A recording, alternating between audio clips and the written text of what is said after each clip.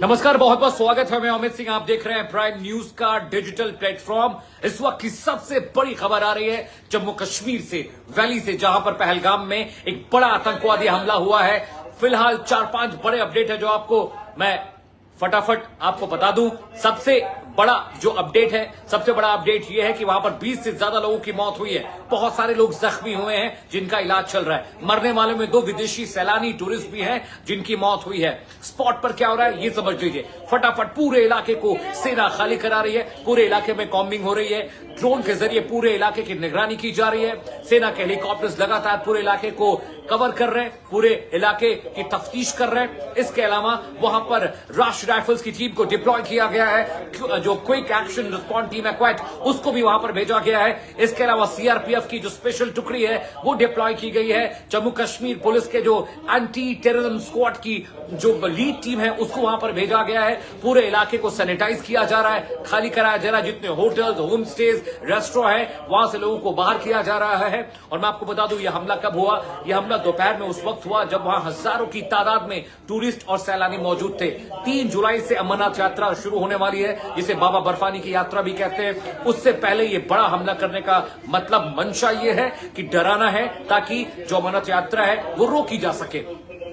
इसके अलावा समझिएगा, आतंकवादी लोगों के नाम पूछ कर, हिंदू मुसलमान पूछ कर लोगों को मार रहे थे। पहले उनका नाम पूछ रहे थे, तुम्हारा नाम क्या है, तुम हिंदू हो, तुम मुसलमान हो। ये पूछने के बाद आतंकवादी लोगों को ब्लैंक पॉइंट रेंज होती है वहां से गोली मार रहे थे। इसके अलावा बड़ा अपडेट है, अमित शाह श्रीनगर पहुंच चुके हैं। श्रीनगर की जो मुख्यमंत्री हैं वो उस मीटिंग में हैं। साथ ही साथ जो एलजी मनोज सिन्हा है उस मीटिंग में है। प्रधानमंत्री नरेंद्र मोदी पीएमओ से पूरे ऑपरेशन को ट्रैक कर रहे हैं। अजीत डोभाल पूरे मामले को ट्रैक कर रहे हैं। गृह सचिव वहां पर पहुंचे हुए हैं। ये बहुत बड़ा आतंकवादी हमला है। पुलवामा के बाद मुझे लगता है जम्मू कश्मीर में ये बड़ा आतंकवादी हमला हुआ है। पिछले 10 सालों में जब से प्रधानमंत्री नरेंद्र मोदी की सरकार सत्ता में आई है, कश्मीर के हालात सुधर गए थे, आतंकवादी घटनाएं कम हो गई थी, आर्टिकल 370 को हटा दिया गया था, बड़े पैमाने पर आतंकवादी के इनकाउंटर किए गए थे और उसके बाद जो चीजें थी वो बेहतर होने लगी थी। लेकिन अब यह आतंकवादी हमला इस बात की तस्दीक करता है, इस बात को साबित करता है कि एक बार फिर से कश्मीर में दहशत फैलाने की कोशिश ये दहशतगर्द कर रहे हैं। अब जरा अटैक का तरीका समझिएगा। ये हाइब्रिड टेररिज्म कहा जाता है, जब अचानक आतंकवादी कहीं पहुंचते हैं और लोगों को अपने हमले का शिकार बनाते हैं। तस्वीरें भी देखिए, लोगों में अफरा तफरी मची है, लोग भाग रहे हैं, लोग दौड़ रहे हैं जान बचाने के लिए, और आतंकवादी दौड़ा कर ढूंढ कर लोगों के नाम पूछ कर उन्हें मार रहे हैं। जैसे ही ये खबर आई, सीधा प्रधानमंत्री नरेंद्र मोदी ने बात की अमित शाह से, जो कि देश के गृह मंत्री हैं। उन्होंने अजीत डोभाल से बात की, जो कि नेशनल सिक्योरिटी एडवाइजर हैं, और उसके बाद सीधा अमित शाह वहां पर डिप्लॉय हो गए हैं। वो पुलवामा माफ कीजिएगा, वो पहलगाम जाएंगे और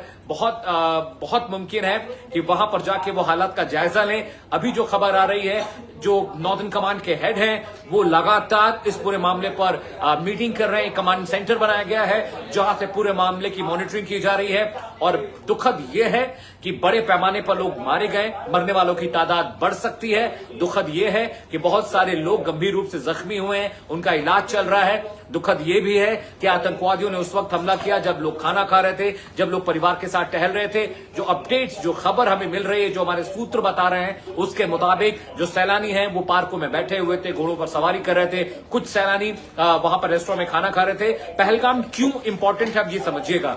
बाबा बर्फानी के दर्शन करने के 2 रास्ते हैं कश्मीर में। एक बालटाल के जरिए, जो थोड़ा दुर्गम रास्ता है, सड़क का रास्ता है। दूसरा रास्ता है पहलगाम। यहां से जो चढ़ाई शुरू होती है, 16 किलोमीटर की जो पहली चढ़ाई वो पिस्तू टॉप तक जाती है, और यहां से बाबा बर्फानी तक पहुंचना आसान होता है। साथ ही साथ पहलगाम में बाकायदा सेना ने एक हेलीपैड बना रखा है, वहां से सैलानियों को हेलीकॉप्टर के जरिए भी बाबा बर्फानी के दर्शन के लिए डिप्लॉय किया जाता है। तो समझिएगा कि ये टैक्टिकल एरिया है, यहां पर जंगल भी है।